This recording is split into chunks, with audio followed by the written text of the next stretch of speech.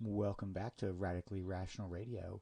In today's episode, we hear from Dr. Robert Redfield. He was the former CDC director. He is going to go into the timeline of lab leak thesis versus animal transmission. Let's jump right into it. Dr. Redfield, you pointed to the lab leak theory even before we did.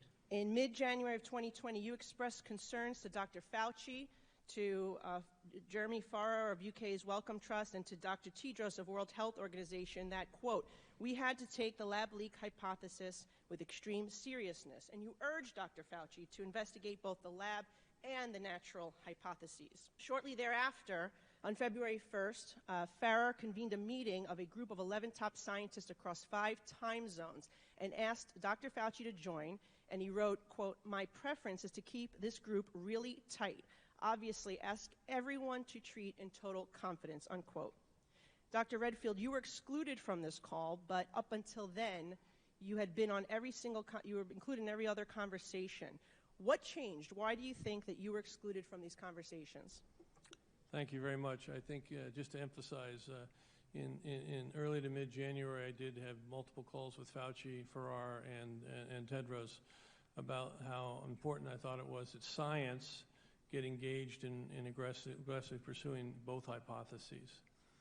I also expressed, as a clinical virologist, that I felt it was not scientifically plausible that this virus went from a bat to humans and became one of the most infectious viruses that we have for humans. All viruses are not the same. So when you look at coronaviruses, for SARS and MERS, for example, when they entered the human species, which they did via an intermediate, they never learned how to go human to human. Even to this day, they don't know how to go human to human. So you can't equate a bowl. What they mean by that is when we get those diseases, animals give them to us. We never give them to each other. We only get them through animal spread contact, not human-to-human contact. COVID was scary because of human-to-human spread. Ebola with a coronavirus. Now, why do you think you were excluded from those calls?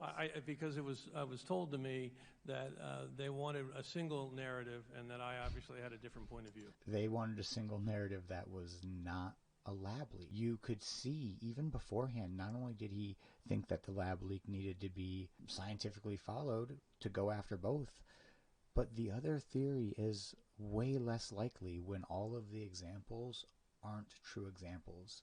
There are similes at best. Simple wordplay to trick people into thinking that we're talking about the same thing. Okay. In emails following the conference call, 4 of the 11 scientists told Fauci that they all found the genetic sequence inconsistent with expectations from evolutionary theory, basically what you're saying. However, just 3 days later, these 4 scientists had drafted a paper arguing the exact opposite, and that's now the infamous proximal origin of SARS-CoV-2. So even those 11 scientists said that it's pretty unlikely that this was a jump.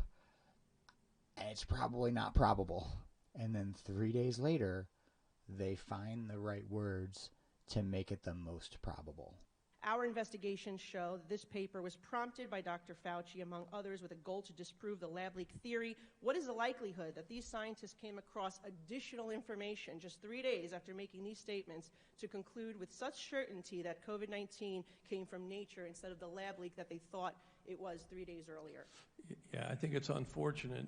Again, I've said this before, that this whole approach that was taken on February 1st and subsequently in the month of February, if you really want to be truthful, it's antithetical to science. Thank you. Science has... He says it right there. It is antithetical to science. Let's hear why he says it. Debate, and they squashed any debate. Thank you. Given... Bam. I think he says it best right there. I'll have this video linked below so that way you can watch the whole thing in full context. But that is the truth. We know... Everything that we know to be true is because we have tested all theories equally, and the best one rises to the top. When you don't allow an actual contradicting theory, then you're not doing science. That's just a show. Now remember, in this time, it's very easy to have vitriol, and everyone who called you a conspiracy theorist or just called you nonsense because you said the lab leak was a sound theory that needed to have a real look at it. If we come at Venom with other people, they won't be able to hear. We need to come to them with kindness. When you hear them hear the news, you really have to be empathetic and say, you know what, man, you're probably really upset that you were lied to and not really explained how everything really worked. And that's a shame. And then let them vent. You can't just tell them why you're right and why they're wrong.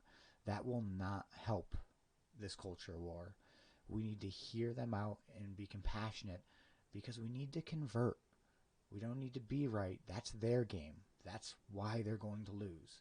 We need to welcome them with open arms and merely point out the hypocrisy of the government and why we cannot influence and give them any more power or control of money.